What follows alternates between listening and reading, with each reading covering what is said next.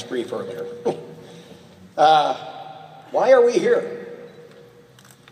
I mean, I think you all know, but I changed the heading here, but after hearing all these brilliant speakers, why are we here? It's the families.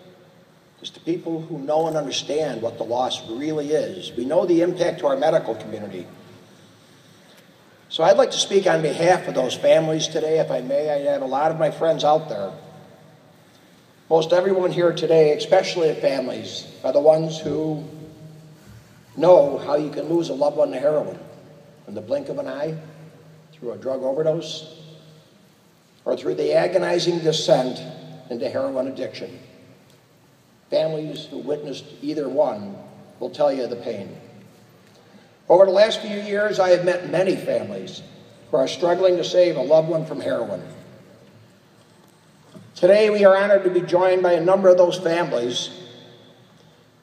I'd like everybody here today to please take a few minutes to visit our memorial tent, and perhaps you would pay your respects to the loved ones we have lost.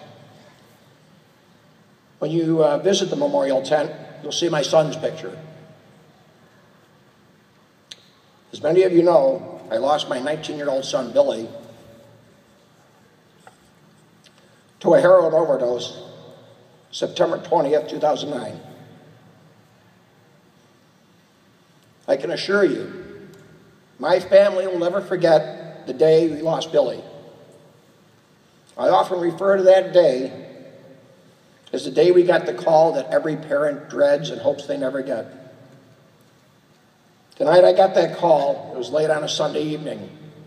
Billy had been spending a weekend with his closest childhood friend in our old neighborhood. When the phone rang and I answered it, I recognized Jonathan's voice right away, and I'll never forget the words he spoke to me. He said, "Mr. Roberts, I think there's something wrong with Billy. He doesn't seem to be breathing." Those words and the memories in the next several minutes of my frantic, high-speed driving to the old neighborhood, of my wife relaying CPR instructions to Billy's young friend as we drove frantically to get to Billy. Those memories are deeply embedded in my brain tissue. They'll never be erased. I also vividly remember when we arrived and turned onto the street. I saw many flashing blue lights and red lights. During my 33 years with the Chicago Police Department, I had seen it countless, thousands of times. But I remember being struck by the fact this time I had been called to the scene. Over the next several minutes, I watched as my 3 children arrived on the scene, each one of them falling to their knees in anguish and utter despair, learning that they had lost their baby brother. I watched as his friends came there. They couldn't believe, how was it possible?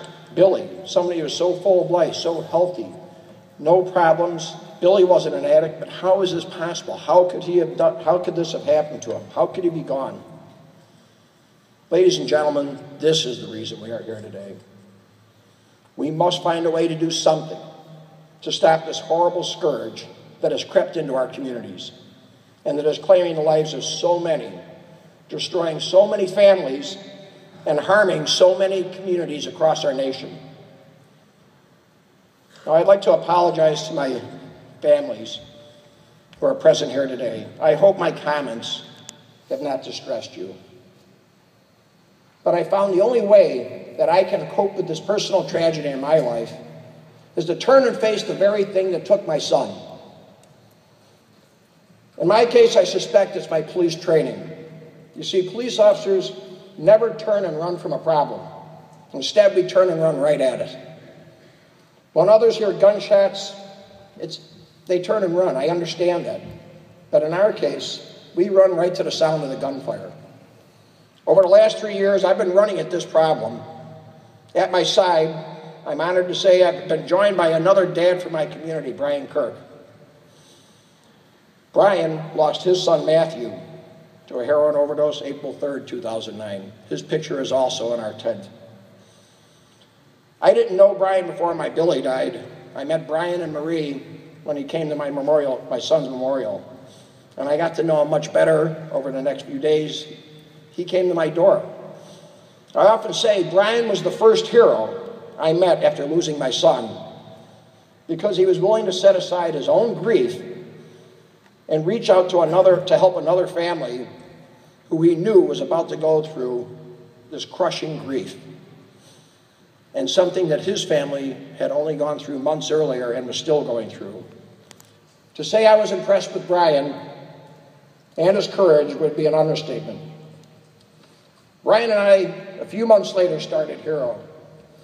Although we knew we were only two dads, we both agreed we could not sit idle and let other children, other families, and other communities be harmed by heroin. After seeing the mounting evidence, we are appalled by the rapid growth and spread of heroin into so many suburban communities. We were one of the first to call the heroin problem an epidemic. In fact, when we selected our name for the